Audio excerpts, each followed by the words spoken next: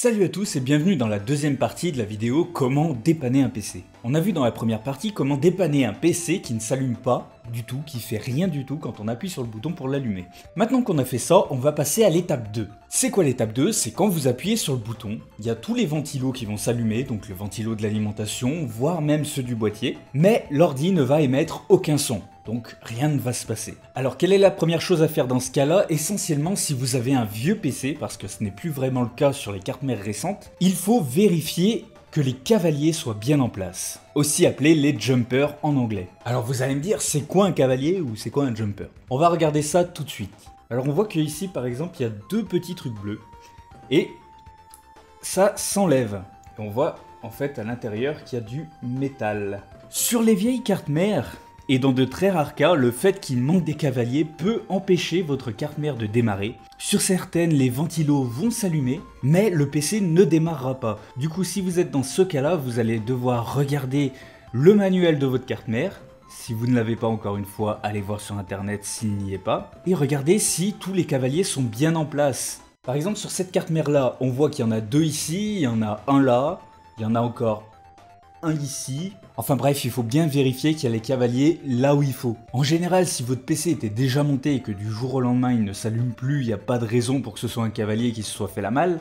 Mais si par exemple vous récupérez une vieille carte mère et que votre PC n'arrive pas à s'allumer, c'est possible que ce soit parce qu'il manque un cavalier. Du coup, il va vraiment falloir trouver le manuel sur internet et les remettre au bon endroit en fait. Et si vous n'avez pas de cavalier chez vous pour remettre sur les petits picots, eh ben va falloir chercher sur internet, il y en a pour pas trop cher. Mais voilà, encore une fois, c'est sur les vieilles cartes mères et puis c'est un problème assez rare. Donc à ce moment-là, si vous avez un PC plus récent, on passe à l'étape suivante. Dans cette étape, ce qu'il va falloir faire, c'est bien s'assurer que l'alimentation est fonctionnelle. Parce que comme je l'ai dit dans la vidéo précédente, c'est pas parce que le ventilo de l'alimentation tourne qu'elle envoie forcément de l'électricité au PC. Il se peut qu'à l'intérieur il y a un truc qui est cassé et qui fait que l'alimentation n'envoie plus d'électricité à la carte mère, etc.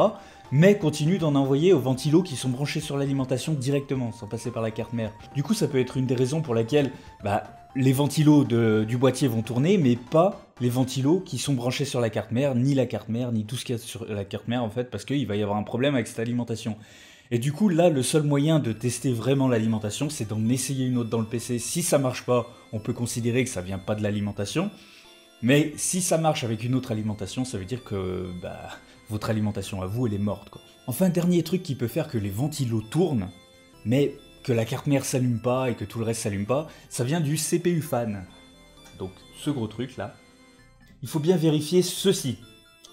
Le branchement du ventilo, donc c'est un branchement 4 pins, comme on voit là, qui se branche sur cette prise là. Il y a toujours une petite encoche en plastique qui permet de rentrer à l'intérieur.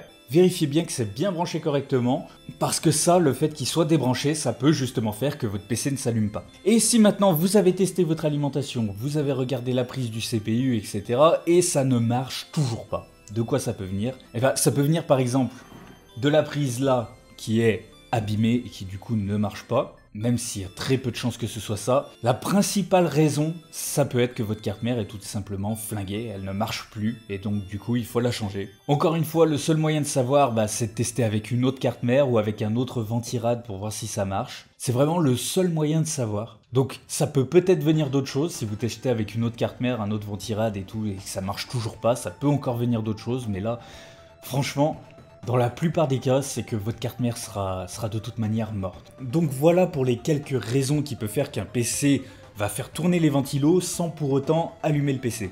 On va passer à l'étape suivante, donc l'étape 3, qui est, vous allumez votre PC, il va émettre des sons, mais l'écran reste éteint. Alors, qu'est-ce qui peut faire ça? Déjà, il faut vérifier que l'écran marche bien. C'est con à dire, mais c'est possible que votre écran soit mort, et qu'en fait ça vienne pas du tout du PC. Vous allumez votre PC, tout, vous entendez les bruits, mais il n'y a aucune image, il n'y a rien, l'écran il s'allume même pas, ça peut venir que l'écran soit mort, donc vérifiez quand même bien que l'écran il marche, quoi. Et enfin la deuxième raison pour laquelle l'écran peut ne pas s'allumer, ça vient de la RAM. En effet, quand vous avez une RAM défectueuse, c'est possible que l'écran ne s'allume même pas. Pour ça, on va appliquer la même méthode que dans l'épisode précédent, c'est débrancher toutes les barrettes, sauf une bien entendu, et ces barrettes on va tester les slots un par un, comme ça, en changeant de RAM, etc., jusqu'à trouver le slot de RAM ou la barrette de RAM qui est morte et qui fait planter le PC. Et donc voilà, c'est les deux seules grosses raisons qui peuvent vraiment faire que votre écran ne va pas s'allumer au lancement du PC malgré qu'il émette des sons. D'ailleurs sur les cartes mères récentes, c'est possible que vous ayez des petites LED à un endroit de la carte mère, donc n'importe où, ça dépend du constructeur, qui vont clignoter en fait selon les problèmes qu'il peut y avoir, donc si ça vient du CPU, de la RAM, etc. Et donc il faut bien regarder ces petites LED, donc si vous avez une carte mère récente encore une fois, sur les anciennes ça peut arriver mais c'est quand même beaucoup plus rare. Et en fait ces petites LED vont clignoter selon le problème qu'il peut avoir, donc des fois ça va clignoter double, il y en a un qui va rester allumé fixe, ça veut dire que c'est pas bon, etc.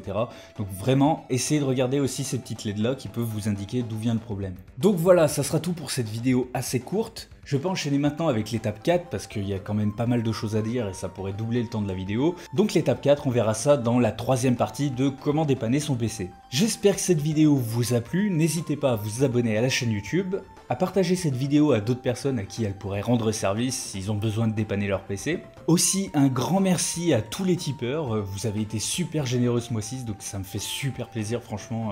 Je pensais vraiment pas qu'il y aurait autant de dons, ça fait vraiment super plaisir. Et enfin, le plus important, surtout, faites pas trop les fous.